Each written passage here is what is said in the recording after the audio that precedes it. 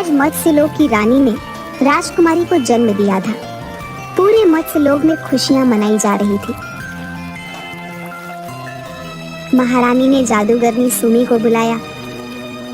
सुमी, मेरी बेटी वो है जिसे इस ब्रह्मांड ने अपने आखिरी वंशज के रूप में चुना है, जिसकी मृत्यु के पश्चात उसका रक्त नीलमणि में बदल जाएगा। मेरी बेटी को अपनी ये नीलमणि उसके राज्याभिषेक होते ही प्राप्त हो जाएगी। उसे हमारे देवताओं ने हम सबकी भलाई के लिए चुना है। उस नीलमणि में इतनी शक्ति होगी कि पूरे ब्रह्मांड को अपने अंदर समाहित कर सकती है। इसे धारण करने वाला यथाशक्ति का मालिक होगा। लेकिन अगर ये नीलमणि किसी गलत हाथों में पड़ गई तो तुम कल्पना भी नहीं कर सकती कि इसका परिणाम क्या होगा। ऐसा क्या महारानी? राजकुमारी के 18 वर्ष के होते ही इसका राज्याभिषेक किया जाएगा, लेकिन उससे पूर्व इसकी जान को खतरा है। खतरा? कैसा खतरा महारानी? 18 वर्ष की होने पर इसके अंदर सभी शक्तियां जागृत हो जाएंगी, लेकिन उस समय इसका विवाहित होना भी जरूरी है। किंतु उससे पहले अगर इसके रक्त से बने नीलमणि को जादूगर कपाली ने अपनी जादुई छड़ी में लगा लिया तो फिर ये राज्य समाप्त हो जाएगा और वो दुष्ट सबको गुलाम बना लेगा। अभी वे बात कर ही रहे थे कि एक दासी दौड़ती हुई आई। महारानी, जादूगर कपाली ने महल पर हमला कर दिया है। सुमी, तुम कपाली की सगी बहन हो, पर मुझे तुम पर अपनी दोस्ती पर भरोसा है। अपनी जादुई विद्या से तुम ही मत्स्यलोक की रक्षा कर सकती हो। मैं अपनी जादुई शक्तियों से मत्स्यलोक को पानी के जादुई शीशे से पूरी तरह से बंद कर दूंगी, जिससे ये हमेशा सुरक्षित रहेगा। सुमी, ये नीलमणि मेरी निशानी है। तुम इसे राजकुमारी के गले में डाल दो। अब सब तुम्हारे हवाले है। ऐसा कहते ही महारानी ने अपने प्राण त्याग दिए। महारानी के मरते ही सारे लोक में दुख का माहौल छा गया। सागर में तूफान उठने लगा, सारा पानी मैला होने लगा। इतने तूफान में कपाली को कुछ हासिल न हुआ और वो कुछ पता न लगा पाया। राजकुमारी की रक्षा के लिए उसे यहाँ से पृथ्वी लोक छोड़ना होगा, वरना जादूगर कपाली उसका पता लगा लेगा। सुमी जादूगरनी राजकुमारी को एक छोटी सी बच्ची के रूप में बदल देती है और सागर में खड़ी एक नाव में रख देती है। आज मैं अपनी नाव को समुद्र के बीच में ले जाऊंगा। आसमान साफ है, आज काफी मछलियां पकड़ में आ जाएंगी। हाँ। अचानक भीमा को नाव में से किसी बच्ची की रोने की आवाज आती है। हे भगवान, मेरी नाव में ये छोटी सी बच्ची किसकी है? देखने में तो किसी राजघराने की लगती है। इसे घर ले चलता हूँ। अरे भाग्यवान, कहाँ हो? इधर आओ जल्दी। क्या हुआ जी? क्यों चिल्ला रहे हो? अरे, ये किसकी बच्ची उठा लाए आप? अरे उठा के नहीं लाया हूँ। आज जब मैं मछली पकड़ने गया था तो मैंने देखा कि ये रो रही थी। वहाँ दूर तक कोई नहीं था। लगता है पैदा करके छोड़ दिया है इसे। शायद पालने की हिम्मत नहीं थी। जाने दीजिए, कौन जाने किसके घर की परिस्थितियाँ कैसी थीं। लगता है इसका हमारे भाग्य में आना तय था, तभी तो इतने सारे मछुआरों के होते हुए ये सिर्फ हमारे घर आई। आपका बहुत बहुत धन्यवाद प्रभु, आपने मेरी सोनी गोद भर दी। धीरे धीरे 14 साल बीत गए। राजकुमारी रिमझिम को भीमा और रमा लाड प्यार से पालने लगे। रिमझिम बचपन से ही बड़ी दयालु थी। वह सबकी सहायता करती थी। एक बार वह अपनी सहेलियों के साथ खेल रही थी कि अचानक उसकी सहेली पेड़ से नीचे गिरने लगी। बचाओ, बचाओ, मुझे बचाओ, रिमझिम मुझे बचाओ। रिमझिम ने अचानक अपना हाथ पेड़ की तरफ किया और उसकी सहेली धीरे से पेड़ के नीचे आ गई। सभी हैरान रह गए। ये तूने कैसे किया? रिमझिम, तूने मुझे बचा लिया। मैंने तो कुछ नहीं किया, ये तो खुद ही हो गया। ऐसे ही अब अक्सर जब भी कोई मुसीबत में होता और रिमझिम को पुकारता तो तुरंत उसकी मदद कर देती, क्योंकि उम्र के साथ ही उसकी शक्तियां भी बढ़ रही थी। नहीं बाबा, आज मत जाओ। आज सागर में भयानक तूफान आने वाला है। अरे पगली, आसमान तो पूरा साफ है, कुछ भी कहती रहती है। चलो भाइयों चलो। ठीक है बाबा, अगर मेरी बात नहीं मानते तो वादा करो तूफान आने पर मुझे जरूर पुकारोगे। तो ये बात ठीक है मेरी प्यारी बिटिया रानी, मैं तुझे जरूर पुकारूंगा। बाकी मछुआरों के साथ भीमा कुछ ही दूर गया होता है कि अचानक सागर में बड़ी बड़ी लहरें उठने लगती हैं और उनकी नाव तूफान में घिर जाती है। रिमझिम ने कहा था कि तूफान आने वाला है, हमने उसकी बात नहीं मानी। ये तूफान तो बहुत तेज है, इससे बचना मुश्किल है। आखिरी बार रिमझिम को पुकार लो। रिमझिम! रिमझिम अपने दोस्तों के साथ खेल ही रही थी कि उसके कानों में भीमा की आवाज पहुंच जाती है, जो किसी और को सुनाई ही नहीं देती। मुझे पापा ने बुलाया है, मुझे पापा को बचाना है।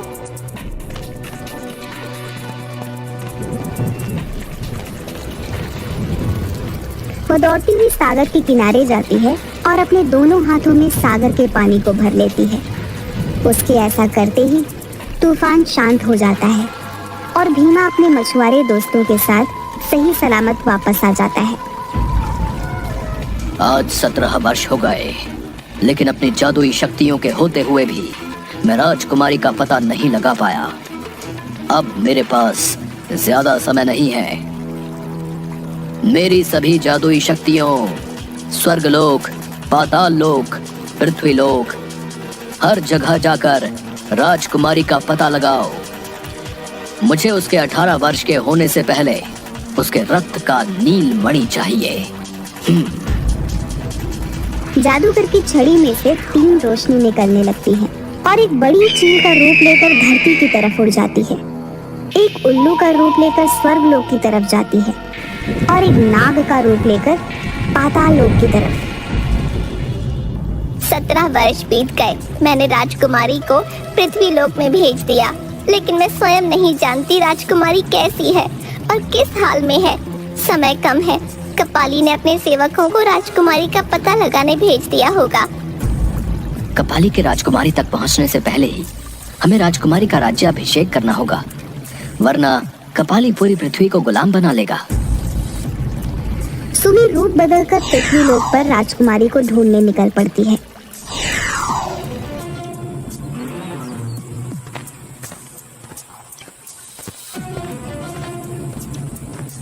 राजकुमारी एक बड़ी तितली को जमीन पर गिरा हुआ देखती है। ये इतनी सुंदर तितली है, इतनी बड़ी तितली। तुम कौन हो और मुझे क्यों मारना चाहती हो? मैं रिमझिम हूँ। नहीं नहीं, मैं तुम्हें मारना नहीं चाहती।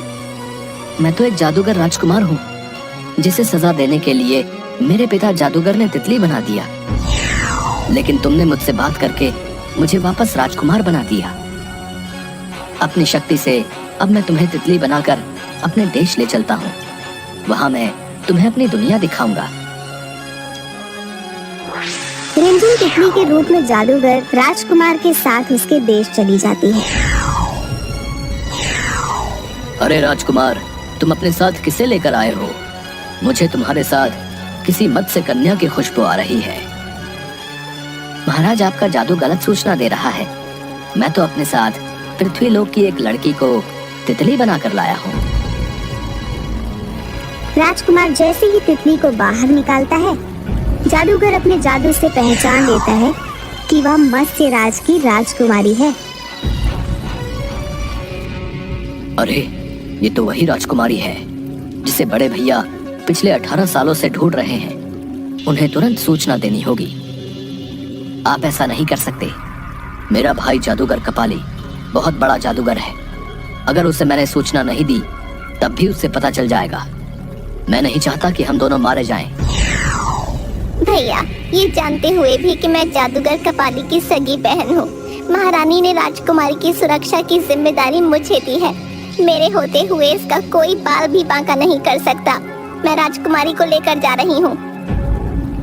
सुमी अपने जादू से राजकुमारी की चारों तरफ सुरक्षा कवच बना देती है और उसे लेकर गायब हो जाती है। जिसे नाजों से पाला वही मेरी हार देखना चाहती है। आज राजकुमारी के साथ सुमी का भी अंत होगा।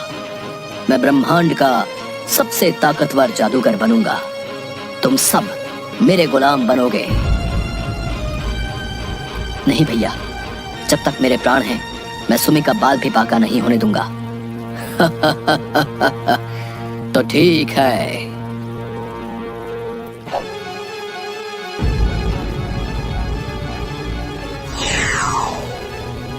पिताजी, जब तक आपकी मौत का बदला नहीं ले लेता, तब तक मैं चैन की सांस नहीं लूंगा। मुझे आपकी सौगंध।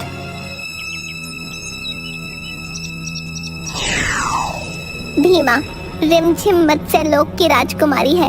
इसके जीवन की रक्षा के लिए हमें आज ही इसका राज्याभिषेक करना होगा। यहीं पर तैयारी करो।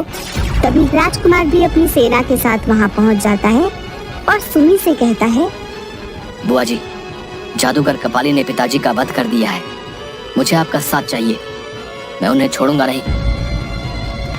सभी लोग जल्दी जल्दी राज्याभिषेक की तैयारी करने लगते हैं और जैसे ही राज्याभिषेक का समय आता है, अचानक चारों तरफ अंधेरा छा जाता है।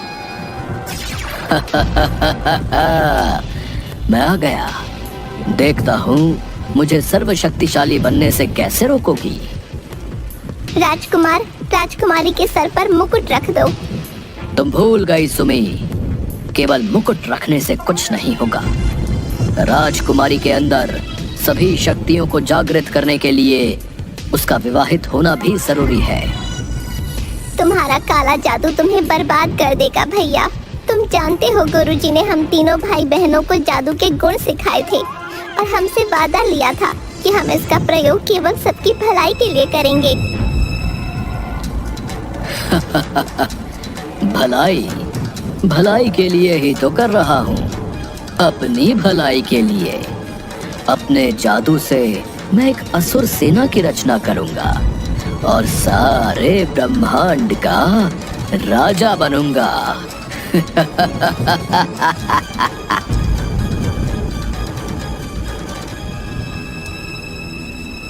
अब मुझे अपनी माया का प्रयोग करना होगा।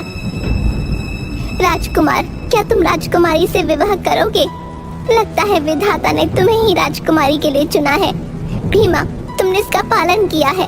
तुम्हें तो इस रिश्ते से कोई ऐतराज तो नहीं? मुझे राजकुमारी पसंद है। मैं राजकुमारी से विवाह करने के लिए तैयार हूँ। नहीं, मुझे कोई ऐतराज नहीं। आप बस मेरी बेटी के प्राणों की रक्षा कीजिए। मैं यहाँ पर माया से नकली रिमझिम का निर्माण कर रही हूँ, जिसका विवाह किसी मछुआरे से होगा और कपाली जब तक उसे मारने की कोशिश करेगा, तब तक तुम मंदिर में रिमझिम को मुकुट पहनाकर राजकुमार से उसका विवाह करवा दो। रिमझिम के सर पर जादुई मुकुट रखकर उसका राज्याभिषेक कर देता है और राजकुमार उसकी मांग में सिंदूर भर देता है। ऐसा करने के साथ ही रिमझिम की सारी शक्तियां जागृत हो जाती हैं। सुमी, तूने झूठे माया जाल में फंसाकर राजकुमारी का राज्याभिषेक कर दिया। अब तू नहीं बचेगी। देखता हूँ उस मायावी कन्या से विवाह कौन करता है। रुक जाओ जादूगर, बहुत हो चुका। तुम मेरे रक्त से नीलमणि को प्राप्त करना चाहते थे ना? मैं तुम्हारी सारी शक्तियाँ जादूगरनी सुमी को देती हूँ। तुम्हारी सारी शक्तियाँ जादूगरनी सुमी के अंदर आ जाएंगी। आज से तुम जादूगरनी सुमी के गुलाम बन के रहोगे। तुम्हें भी तो पता चले कैसा लगता है किसी का गुलाम बनना। नहीं नहीं, ऐसा मत करना। मुझे माफ कर दो, मुझसे गलती हो गई।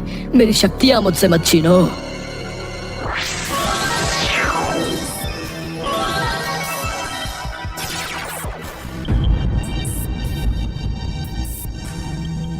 सुमी, मत्स्य लोक की अमानत को बचाने के लिए ये आपका उपहार है। इसकी सभी शक्तियाँ आपकी हुई। प्यारी रिमझिम, तुझसे विदाई का समय आ गया है। माता पिता के रूप में हमने तेरा विवाह अपने हाथों से कर दिया। जा बेटी जा, अब तू अपने कर्तव्य निभा। माँ, पिताजी, मैं जिंदगी में आपको कभी भूल नहीं सकती। जब मैं थक जाऊंगी और मुझे माँ की गोद की याद आएगी, तो मैं आपके पास आ जाऊंगी।